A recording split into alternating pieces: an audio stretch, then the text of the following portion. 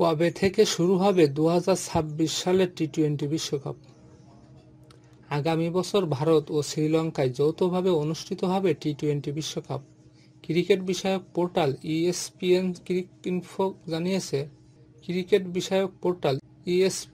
Cricinfo জানিয়েছে, আগামী বছরের 7 ফেব্রুয়ারি থেকে 8 মার্চের মধ্যে অনুষ্ঠিত হতে পারে টি-20 বিশ্বকাপ। টি-20 বিশ্বকাপে অংশ নেবে 20টি দল। বিশ্বকাপের ম্যাচগুলো ভারতের অন্তত 5টি ভেন্যু ও শ্রীলঙ্কার 2টি ভেন্যুতে অনুষ্ঠিত হবে। ফাইনাল হবে আহমেদাবাদ বা কলম্বোতে, মানে পাকিস্তান ফাইনালে উঠলে কলম্বোতে, নইলে আহমেদাবাদে।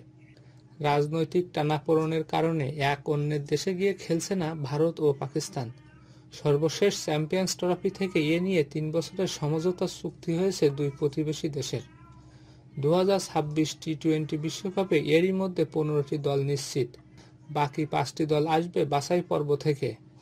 আফ্রিকা থেকে 2টি এবং এশিয়া ও পূর্ব এশিয়া প্রশান্ত মহাসাগর থেকে 3টি।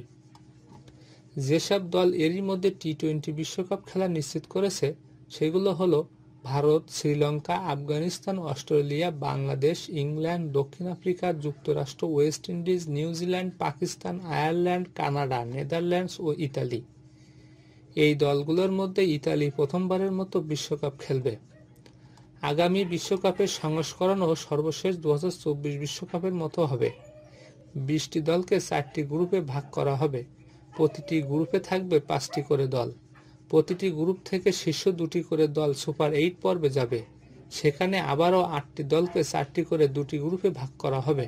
সুপার 8-এ প্রতিটি গ্রুপ থেকে শীর্ষ 2টি করে দল সেমিফাইনালে উঠবে। 2026 সালের প্রথম 4 মাসে ভারত বেশ কিছু বড় আসর আয়োজন করবে। জানুয়ারি থেকে ফেব্রুয়ারির মধ্যে হতে পারে মেয়েদের আইপিএল, এরপর হবে টি-20 বিশ্বকাপ।